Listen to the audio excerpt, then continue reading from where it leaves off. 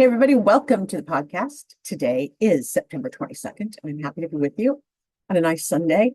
It's a little cold here, so I'm wearing one of my crocheted shawls that I just finished, and I probably shouldn't be wearing it. I should probably be selling it, but that's okay. So today I want to talk about being woke. It's in the zeitgeist, right? It's part of what we talk about all the time. This woke thing. It's something people will scream at you like you're crazy. You're just woke. You want to be woke. This is all woke. I swear to God. It is it is hilarious actually how hard people have come after folks who are woke. But I'm here to tell you that democracy is a living, evolving system. And it is not static, nor should it be. And for a democracy to thrive, it must adapt to the people's ever-changing needs. That's the whole point, guys, that this thing can change and evolve with us, right? So throughout history, changes for our democracy have been driven by those who were aware. Stay with me here. Those who saw injustice, inequality, oppression, and decided to act. Today, we use the term woke to describe the heightened awareness about social issues. But before the word entered our cultural lexicon, we had other ways to define this kind of consciousness. Like for sure, right now the word is woke, but it's been something before, like enlightened, progressive, or simply aware. It was huge in the 60s, as you can imagine. It's been huge actually throughout time. That's the whole point here. I have for you today 5 ways being woke has changed history fundamentally, massively. I can't even really cover this. It's so big. I had to limit it to 5. And of those 5, you're going to see all the ripple effects that came from one giant woke movement. Okay. So it's a big deal. And being woke is a very good thing. And it's very, very much a part of our democracy. So if what is the opposite of woke? So this cracks me up because being woke means that you're being positive and proactive. And the opposite then, if you were thinking about if you wanted to get really literal, woke means awake, right? But if the opposite, that would mean somehow remaining asleep, ignoring the injustices in the world, turning a blind eye to the struggles of others and accepting the status quo, even when it's deeply flawed. Tell me why you wouldn't want to be woke. Because the opposite of woke is to basically be an ostrich with your head in the sand. So let's go through this. I have for you, I was going to do 10, but it was actually so hard it was too much content. That was the problem. And I didn't want to do this as a 2-parter because I mostly wanted to get you really excited about being woke and why it's good. So here we go. I'm going to dive into 5 times the whole course of history was changed because of wokeness. And it may not, in many of these cases, we're not done yet. All of these things are kind of like the proverbial, snowball rolling down the hill, and they're gathering momentum. But the problem is all of these require humans, us, to choose them as what we want. And that's probably the hardest thing. So you can be woke and you can be innovative and creative and trying to think of all the ways to make the world a better place. You can be that kind of woke. But we have to keep being woke. You can't be woke once and stop. That's like making a cake. That's just something you did because you had a little extra energy. No, that's not how this works. We have to be woke always, even in how we interact with others and how we go out in the world and how we present ourselves, presenting our best selves, presenting selves that we seem to understand the cultural and the contextual landscape.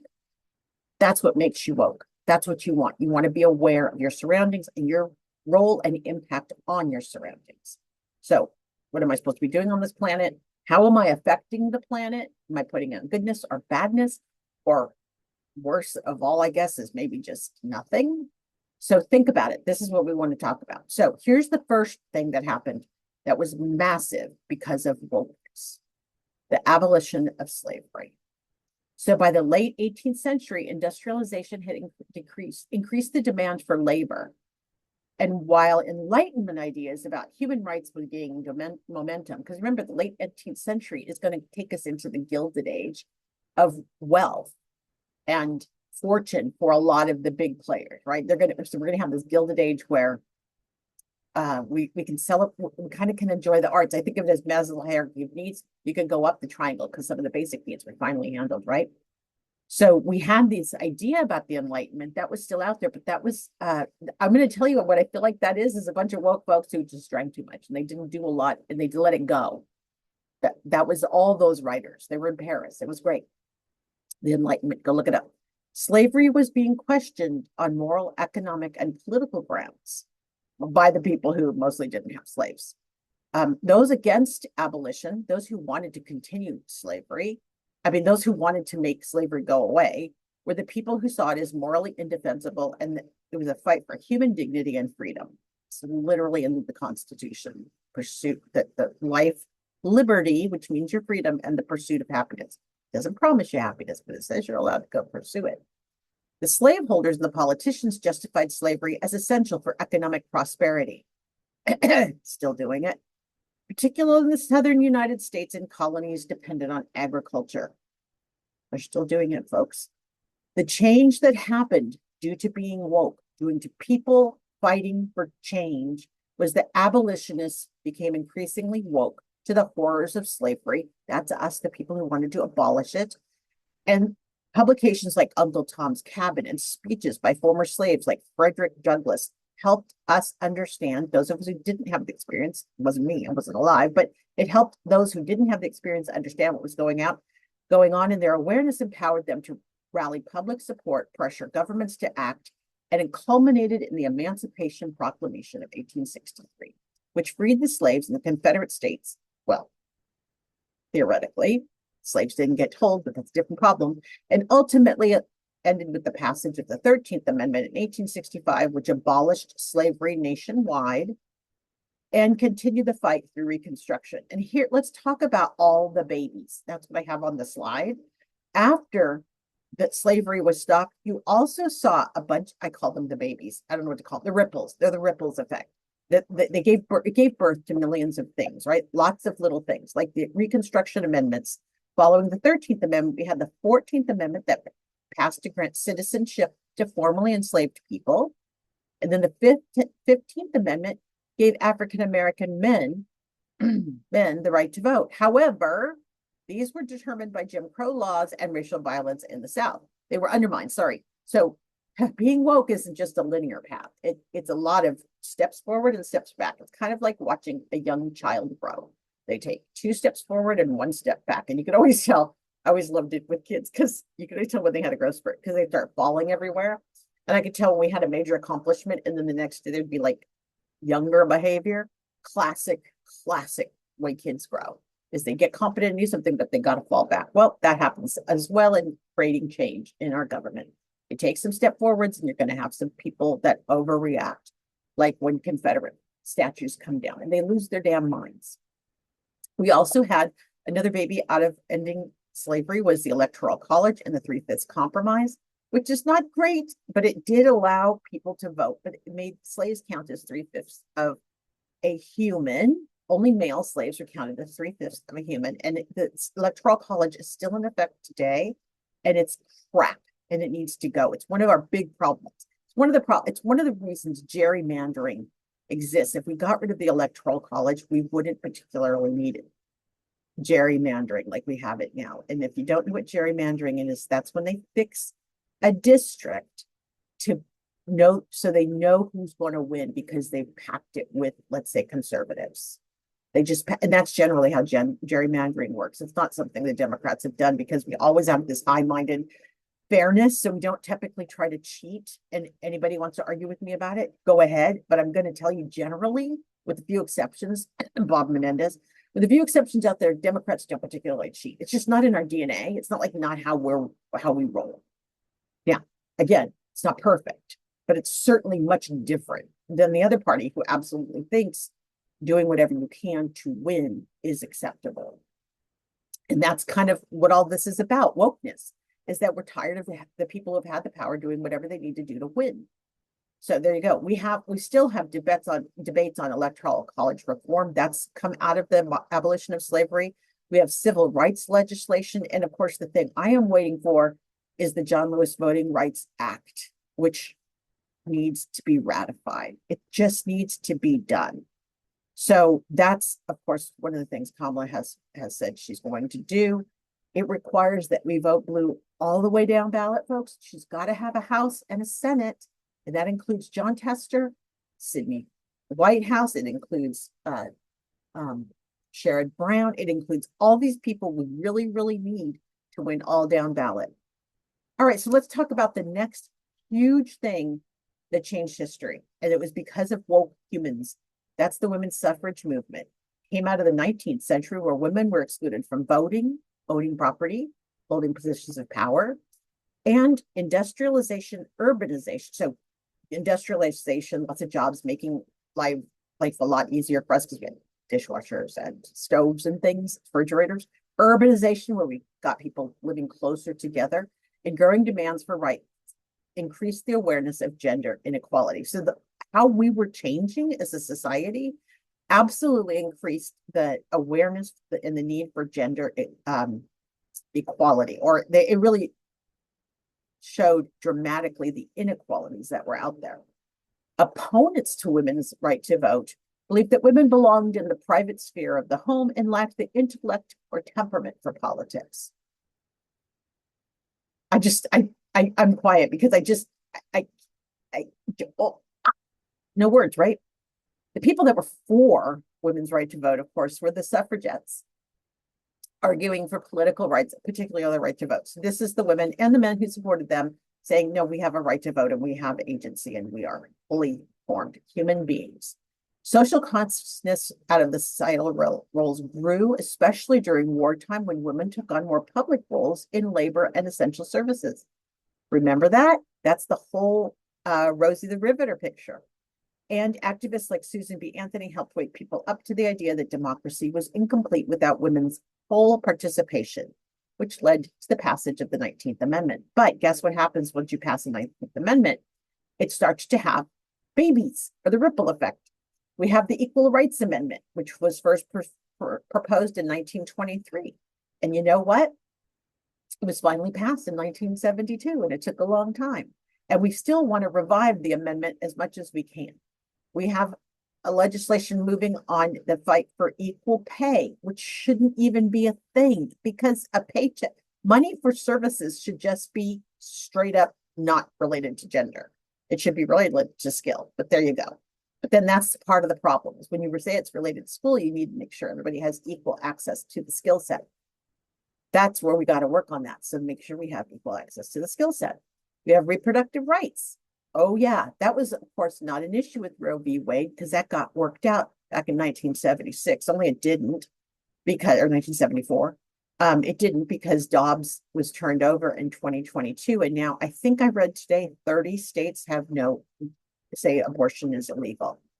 And every time Trump says we gave it to the states, that's his way of, that's what they did with slavery too, by the way, is they gave it to the states. It's the way of saying, I don't want to be in this mess. I'm going to give it to the states to work out. Only the states are freaking insane. And it's another reason why you need to vote blue, because we need to get more democratic representation throughout politics. Republicans have gone hard and locked it down, and it is not serving us well. And then, of course, parental leave and childcare, which is still something that we're trying to get the Family Act to be passed, and Violence Against Women Act, which is essential for addressing domestic violence and sexual assault. That was passed. We always need to keep improving it, right? What's the third time we've changed history? This one's really interesting. And I didn't understand how this had happened, but it came that the Universal Declaration of Human Rights, this is around the world. This is a global thing that the people who participate this are UN and other nations who believe in caring about each other. So after World War II, the world was really grappling with the atrocities committed during the Holocaust and other wartime human rights violations. And it became clear around the world we needed a consensus around global human rights. Now, mind you, I understand this is theory and that we've done this, and I'll tell you what all we've done. But the thing is, it's up to the leaders to practice this. And we've seen We've seen some interesting tactics recently that I think, well, I definitely are not based on human rights. For sure, they're not aligned with human rights. And I think this is some of what, as we're watching acts of war, which a bunch of us don't care for at all, we feel like there's got to be another way to work these things out. But if you're watching these acts of war, I think that the Declaration of Human Rights is something we need to probably go back and visit, because I see human rights. Well, I mean, what's happening in Afghanistan, I'm going to just leave Palestine over there because I think it's horrific, and I'm going to get lost in that if I rabbit hole down in Palestine. But I am going to bounce out and at least mention the women of Afghanistan who cannot speak, cannot sing. And by the way, did you know that a woman in Afghanistan can't go to a male doctor, but they don't let women go to school, so there are no female doctors. So we've got women in Afghanistan right now who can't get medical care because of their gender. No, I'm sorry. It's because of the Taliban is why. But they've decided a whole gender is not worthy. A whole gender. The woman, the people they want to make their babies are not able to get healthcare. I'm sure there's doulas and midwives, but that's not healthcare. That's a stopgap for right now, because a midwife and a doula can only do so much. And if the woman gets in trouble, they need help. Trying to get me on my soapboxes and just can't believe how we treat each other.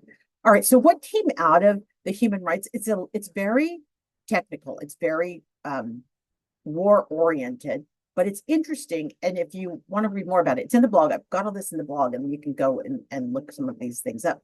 But we did have an international covenant on civil and political rights that signatories countries, the people who agreed to this covenant, an international covenant, signed to respect civil and political rights, such as free speech, freedom of assembly, and the right to a fair trial. Of course, Afghanistan didn't sign any of that because free speech right there. So this is what they agreed to if they signed on to this covenant. The next covenant was on economic and social cultural rights. And this was to give people the right to education, healthcare, just mentioned that, and an adequate standard of living. It's there to ensure basic human needs. Interesting. I'm sure we signed up for that. We don't do that with the homeless. We don't make sure people have basic human needs. We endeavor to, but we're not doing it yet. I can see that there are agencies set up that endeavor to, and they probably do help some people, but we don't have enough yet. We have the Convention on the Elimination of All Forms of Discrimination Against Women. I like how we keep making rules about, like, don't hurt women. And yet Project 2025 is actually a manual on how to oppress the crap out of women, minorities, anybody who's not a white man. That's the whole Project 2025 mandate, is to oppress, oppress, oppress. And we keep trying here, as old as the end of a war, we keep trying to get rid of discrimination against women. We have the Convention on the Rights of the Child, which includes the right to education, healthcare, and protection from abuse and exploitation. You're not allowed to traffic children. That's if you signed this. The Genocide Convention is, this is interesting. I didn't know we had a genocide convention. It was from 1948. It was born out of the international horror of the Holocaust and established genocide as a crime under international law, with obligations for signatories to prevent and punish it. This is 1948. I think that is the year Israel was founded, if I remember. I might be kind of wrong there, but close. And I don't know if they signed this convention on genocide, but we can certainly go find out. Then there's a European Convention on Human Rights, which is the same thing, against allowing them to bring cases directly against states for human rights violations. And then there's the national human rights legislation, which includes, that's in our country, that includes the Civil Rights Act and the Voting Rights Act of 64 and 65. So we did things, we made changes. This is about, remember, I'm reading this boring list, except that it's really a powerful list of things that were changed by being woke. I got two more for you. Another huge one that happened while I was a wee one, this was actually going on in the 1960s. It was the anti-war movement. The Vietnam War was the catalyst. And the US government was incredibly involved in Vietnam and it was escalating in the 60s, despite the fact that the country didn't want to be there. Many Americans, particularly students, began to question the rationale for the war and its human costs. So we didn't want to be there, especially young people. I'm like not even paying attention to this because I'm a tiny little person. I think I was like 4 or 5. But here's the thing is that I remember growing up into the legacy of the hippies. Like that they had kind of been ahead of me, and they were cool and they were progressive and they were like, stop the war. And I wasn't old enough to do the stop the war thing, but that was a real thing. And the anti-war activists called out for an end to the US involvement. They saw the war as imperialist and unjust conflict because we were just going into Vietnam and telling them what to do. We were fighting for democracy, but I don't think it was a really well-baked plan, especially looking at it in 2020 hindsight. The government and its supporters really wanted the war to prevent the spread of communism. And that's where, it gets weird. I understand we don't want communism to spread, but that war was, like I said, it was something, it was not right. There was something up with it. It just was a misplaced war. And sometimes our leaders choose wars to make them more popular. So, Nixon was all over this thing. He was into the war. Johnson didn't want the war. He was trying to get us out of there. It's interesting how these things play. But the war, Nixon was there as we were trying to wrap it up. So earlier, we've got Kennedy and Johnson, and you can take a look at how that worked in time. But the fact is that the anti-war movement was so effective that they were able to reveal the government was being dishonest. That was the Pentagon Papers. I didn't read that either because I was still a kid. And I think my mom read it though. I remember her and her friends talking about it because then we segue over into the Watergate stuff. So there was kind of this toxic period of government, kind of like now. And my mom was totally into it, of course, watching all of it. So the Pentagon Papers woke Americans up for the need to change. And then the public protests and the public outcry pressured the government to withdraw. But here's the deal. Something like that, once again, spawns these babies, the ripple effect. This is why you got to be woke. You may or may not agree, but you really need to check yourself on why you do or don't agree with a woke movement. Because the chances are, if you're not agreeing with a woke movement, that's about you. And it's about your unwillingness to kind of change the way you think. I don't even say kind of. You're going to need to do your examination of why you think what you think. If you think women should be oppressed, that's a you problem. And we need to figure out why you think women are less than. And you need to, and there's probably a lot of false beliefs and limiting beliefs in that have got you all messed up. So if you believe transgender people are bad, that's a you problem because they're not in your world. They're not going to affect your world. They're simply trying to live their lives. Talk about this all the time. Anytime you're on the side of oppression, that's a you problem. Make sense? I would like to oppress people who commit sexual assault. That's something that I think, and that is a me problem because I have very much experienced sexual assault and know all about it. So yeah, and I'm very aware of why I want to change that. So all I'm saying is if you're on the side of oppression, gotta figure that part out. Okay, so what came out of the anti-war movement? We had the War Powers Act, which said the president's ability to commit armed forces to conflict is limited without the consent of Congress. That's a big deal. And we might actually need to reevaluate the War Powers Act because I know Trump wanted to use it or violate it, actually. So this is from 1973, the war. It's effective today, and it still continued to be referenced in debates about U.S. military interventions because the executive should not just be able to pull the trigger without somebody else validating it's the right move. We have the Transparency and Public Accountability Act, which essentially got manifested in the Freedom of Information Act, which is the FOIA. You hear people talk about FOIA, F-O-I-A. FOIA came out of the Transparency and Public Accountability. If you're going to lie to us and put us in a war, we're going to need to have much more transparency. Government can't do that to us without being transparent. We had the repeal of the Gulf of Tonkin resolution, which gave the president carte blanche, let's say it correctly, like I'm kind of French, carte blanche, to escalate the Vietnam War. And Congress repealed that resolution, symbolizing a shift in the legislative branch's willingness to authorize unchecked military power. So they really wanted to bring it back. So the repeal of the Gulf and Tonkin resolution was pulled back.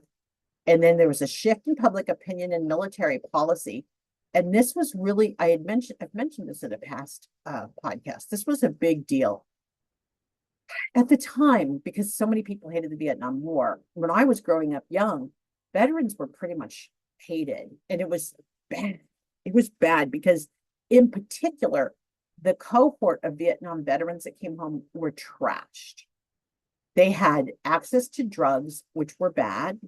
They had been sprayed with chemicals and exposed to tons of chemicals, which was bad. They had engaged in a kind of warfare that had nothing to do with sides. They were constantly under threat because of the way you fought in Vietnam, which was jungle warfare, hand-to-hand combat, and really terrifying. Basically, all the time, it was a scary movie for these guys. So when they came home, they were a mess. And in the United States at the time, the hippies hated the vets. So can you imagine, you got drafted, you went, you did what you thought was the right thing, and then you came home to your country where people basically shit on you nonstop. It was awful. And I'm happy to report it took a while. There were a couple bad decades in there, guys. It was bad for a while how we treated our soldiers. Just terrible. But it eventually started to turn around. We started to hear from people who were talking to the soldiers that say that us rejecting them was the last straw. They were already ruined. They'd already had trauma and PTSD and all these things that we didn't even really know about. It was super studied after the 70s, and that's partly because of the NITS thing. So we had a shift in public opinion and military policy, but we also had the veterans' right and mental health awareness. And that's the other thing that helped shift things, as we started to understand that these guys came home with really huge mental health issues. We understand PTSD. We understood addiction in a new way. Self-medicating was how we started to think about it. So these are all things that happened because we stood up to a war that was wrong. And then, of course, ultimately, it repealed the military draft. People were like, I'm not doing that. You're not going to get to draft me. And it was pulled back in 1973 to an all-volunteer military, which theoretically should mean, in some ways, a better military because the people who go want to be there. And I think we've really turned the military into something where we're looking at it as a way to amass skills so that when you come out, you can work. That was another thing. In hand-to-hand combat in Vietnam, it was hard to amass a lot of skills that you're going to use in the workforce when you come home, especially when you have PTSD raging in your head, you're depressed, and you can't think straight. So a lot happened from that very woke movement of being anti-war. And here's your last one. It is the Me Too movement. And the reason I included this one is because, first of all, I was alive for it, and I remember it vividly. And it happened during the time our murder case, the Golden State Killer case was happening. So to watch, I was up to my eyeballs in this Golden State Killer case, right? And I'm hearing about the horrible things this one human may or may not have had a partner, but he did the rapes. And to think that he could do all this damage, then the Me Too movement came out. And when I learned, I'd experienced a lot of the crap in Silicon Valley, but to hear how systemic and how broad and how it was everywhere in entertainment, in politics, in business, and that there was this silence, and that the men would actually use NDAs to keep women silent and keep other men silent, that it was systemic and deep and pervasive, and it's still happening today. The people against the Me Too movement thought it was overblown, politically motivated, and might lead to false accusations. But the people who were for the Me Too movement were the survivors and their allies who said it's time to have accountability, transparency, and cultural change to prevent this kind of systemic harassment and abuse. So it's interesting because we didn't get a law per se out of Me Too, but what we have managed to have is a collective consciousness around the pervasiveness of sexual misconduct. Except I wonder if we do. Because P. Diddy and Epstein and the other people who have been caught for their systemic, well, RFK Jr. is his own Me Too movement all on his own, right? All he does is womanize and treat women as baubles he can put on his charm bracelet. I'm not sure that we have enough of a collective consciousness to really manage change here yet. I do think having a woman president is a really good idea and a really good first step, just because it normalizes a woman in power. And we haven't seen women in power in a while. Well, we've had, Ann Richards down in Texas. She was amazing. We have Indira Gandhi, and we have Angela Merkel. I mean, there have been women in leadership, but in the United States, we haven't had women in leadership. Not like that. Not since Hillary was Secretary of State, right? So we need this. We have Kamala right now as our vice president. That's awesome. But I really think we need a president that's a woman. Where we are, though, is we have seen workplace policies and accountability happen thanks to Me Too. So we've seen things change, more awareness. It used to be called DEI. That was part of it, because the reason you want diversity, equity, and inclusion is to prevent things like sexual harassment from happening, is to prevent racism. As much as people freak out about DEI, until we can have more inclusion and diversity and equality, we're still going to have these problems. So you can say you're against DEI, but you're kind of being naive, and you're not really wrestling with what the problem is, which is we have too many of the same kind of people in the positions of power. Those are generally white men. And on the Republican side, in the case of an election, they're white Christian nationalists. So it is really important that we stay on top of things like workplace policies and accountability and being more transparent. And we've got to hold people like John Puppy Combs accountable, but everyone that facilitated it needs to be held accountable. Every one of them. And if you're off deleting your tweets right now because you were playing with Sean, sorry, you turned your head and you looked the other way, and you are complicit. All right, let's keep going. We've ended forced arbitration for sexual harassment. It used to be you couldn't take a person to court. That's over. Now we don't have forced arbitration. That's good. You should be able to take the son of a bitch to court. We have state level reforms, including the Adult Survivors Act out of New York. We have workplace harassment laws, especially like in California, requiring companies to provide anti-harassment training and expanding protections for contract workers, freelancers, who are often left out of these protections. You're a contractor, you really are just the hired help. We have cultural and societal shifts coming, where the movement created a new standard of accountability for public figures. That's nice. That's why we got Weinstein and Cosby and others. We have global impact of the Me Too movement. So what we did here has affected other countries, from France to Latin America, and it led to reforms and legal changes in those countries as well. So see how woke it has this ripple effect. I get so excited, but it's really amazing. It's like the butterfly effect, right? The hypothesis of the butterfly effect is all it takes is the energy of one thing somewhere to manifest energy in other places. That's an oversimplification, but that's the idea. That's the same thing with woke. Once we start working on something, once we start being woke, we start to manifest change, and that change is good. It's good for all of us, even if you don't believe it. It might make you uncomfortable for a little bit, but we've all been uncomfortable. It's okay. We survive. Discomfort is livable. It's like eating nachos late at night. Get through that discomfort in the middle of the night when you get it later. And then, and so sorry, I really just ended with nachos in the middle of the night. That's great.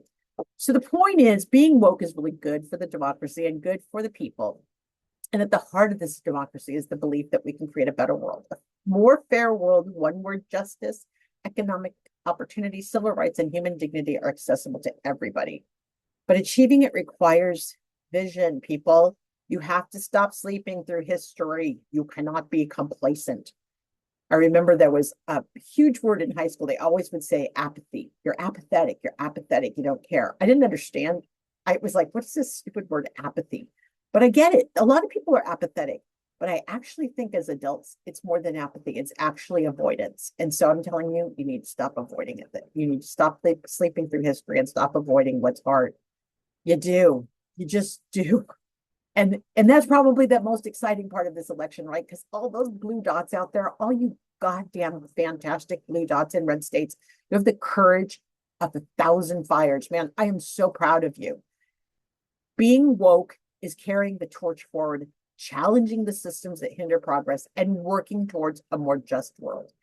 And today, like every pivotal moment in history, we need people who are awake, people who are willing to be part of the ever evolving democracy we aspire to build, one that serves the many, not just the few. So let's all be among those who keep our eyes open, seek justice, and embrace the responsibility of living in a democracy. Thank you for tuning in today. I really appreciate your time and for you to listen. Go forth and be woke. It's awesome.